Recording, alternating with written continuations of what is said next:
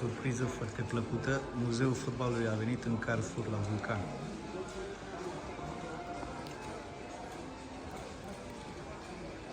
Într-o grupă de foc extrem de greu, în care urma să întâlnim echipa argentină, vicecampionă mondială, care avea între membrii ei pe celebrul Diego Armando Maradona, cu titlul de aur al fotbalului argentinian, echipa Camerunului, care era o mare enigmă pentru toți iubitorii fotbalului de pretutindeni, dar care urma să fie una dintre revelațiile echipei mondiale, în primul rând prin prestația celebrului Roger Mila, cel mai vârstnic marcator la un campionat mondial la acea vreme, și echipa URSS-ului, care își trăia ultimele clipe de imperiu fotbalistic și avea în teren jucători de legendă ca Nina Tasaev sau Oleg Protasov. Ei bine, România a debutat la acest campionat mondial împotriva URSS-ului pe data de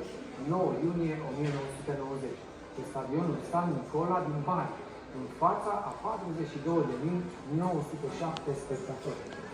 Meciul avea să fie unul de poveste, deoarece debutul a fost unul minunat, echipa României câștigând 2-0 prin golurile marcate de Mario Bădăș.